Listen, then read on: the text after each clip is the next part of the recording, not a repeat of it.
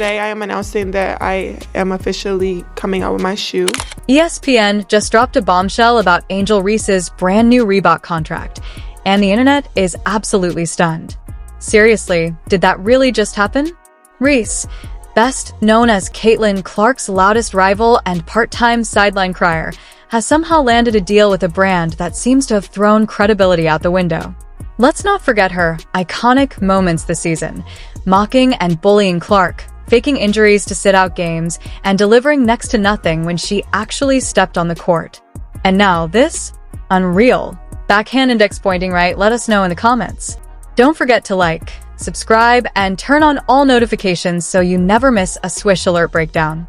Click the next video on your screen, and we'll see you there. So guys, I am extremely excited to confirm and let you guys know we are officially coming out with the Reebok by Angel signature shoe.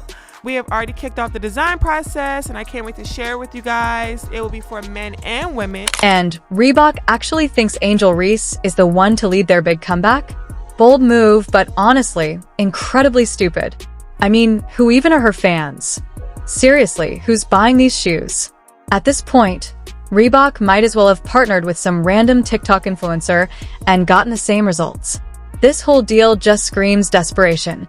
And what's truly baffling is how Reebok completely ignored the giant red flags Reese has been waving her entire career. I want people to know the deals don't just stop in college. When you go to the pros, they continue, and I feel like they've even grown even more. Now that I'm a pro, I can do so much more.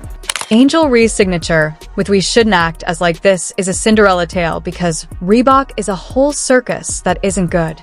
It's more akin to witnessing a brand frantically swipe right at someone who is barely surviving. The once proud firm Reebok, which is currently having trouble making a name for itself in a market dominated by Adidas and Nike, has thrown its support behind Reese, a player whose reputation surpasses her on-court accomplishments. It's a bold decision, but it's not even close to a smart one. To be introduced to a shoe with performance, expressive, y'all know I'm unapologetic, it looks good, feels good, so that's the most important things, and I'm so excited to share this with you guys. Reebok dragged out Shaquille O'Neal and Allen Iverson in October 2023 to revive their basketball strategy, and their first big idea was to slap Angel Reese's face on a campaign. Really, this feels less like a strategy and more like a cry for help. Reese's marketability might work on social media, where filters and catchy captions reign supreme, but basketball isn't Instagram. It's about skill, consistency, and leadership things. Caitlin Clark has in spades, while Reese is busy playing dress-up as the Bayou. Barbie, let's talk numbers, because apparently Reebok didn't. Caitlin Clark, the actual face of women's basketball, is out here signing deals with Nike and Adidas, brands synonymous with elite athletes' raise. She's promoting Reebok, a company that's basically been on life support in the basketball world. Clark drops jaw-dropping performances game after game, redefining what it means to dominate. Reese, May 7th. 13 points in 19 minutes. Let that sink in. 13 points. And this is who Reebok is banking on to sell. Shoes bold, if nothing else. Angel by Reebok drops Friday.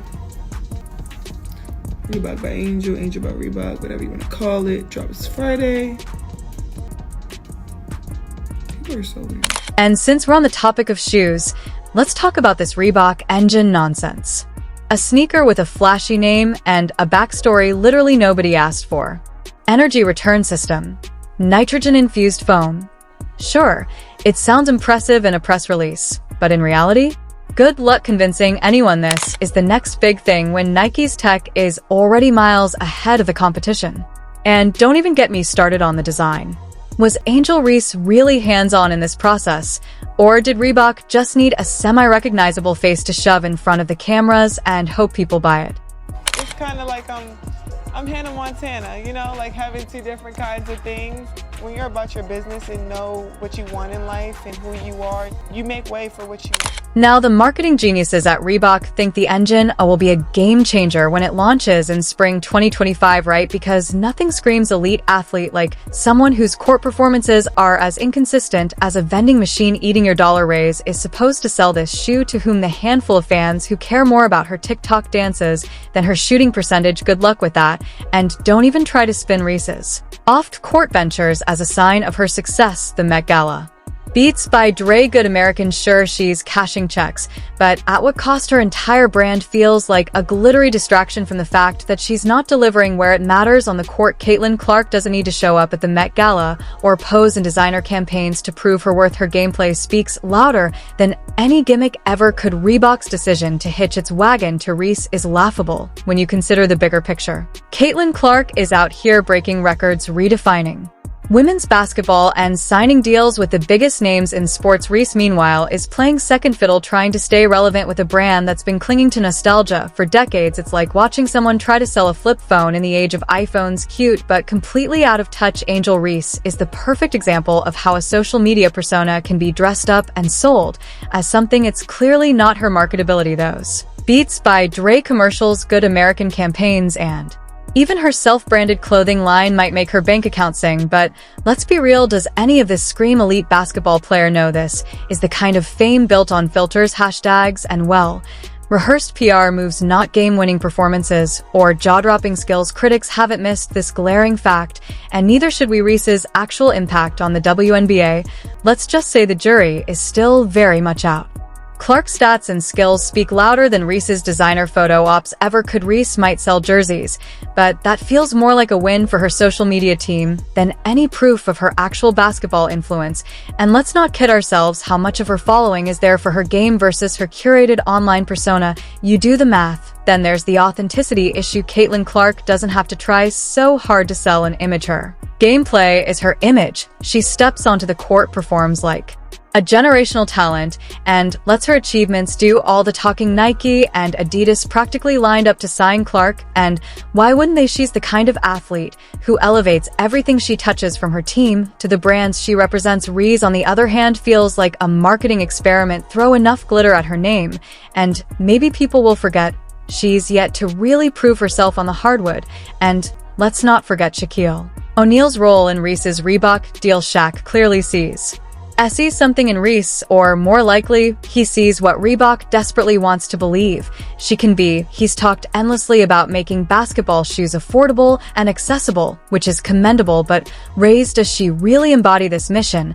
Or is she just the convenient face Reebok needed to sell its nostalgia-packed 90s-inspired products? Shaq's stories about giving away shoes resonate because they come from someone who earned his place as a legend. Reese hasn't earned that level of credibility, making the whole partnership feel forced. Reebok's strategy is another head-scratcher, leaning hard on its 90s glory days. The brand is trying to push its new products like the energy return system sneakers. The problem, the basketball world has moved on. Nike and Adidas are delivering cutting-edge technology, while Reebok hopes retro vibes will carry the day. Spoiler, it won't. And pairing this outdated approach with Ree, who's already struggling to make her mark, feels like a swing and a miss. Younger fans who know what true innovation looks like aren't going to flock to Reebok just because they stuck Angel Reese in an ad campaign. Meanwhile, Caitlin Clark's deals with Nike and Adidas show how it's really done. These aren't just endorsements, they're partnerships with the biggest names and sports, designed to highlight the best talent in the game. Clark represents the future of basketball, both in her performance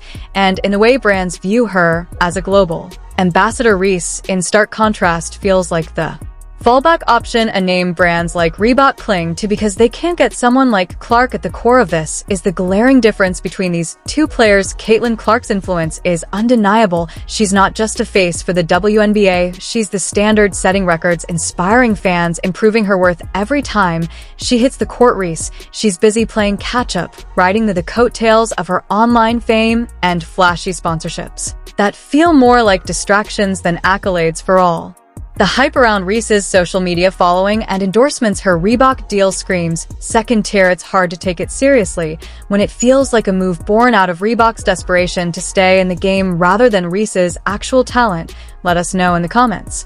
Don't forget to like, subscribe, and turn on all notifications so you never miss a Swish Alert breakdown. Click the next video on your screen, and we'll see you there.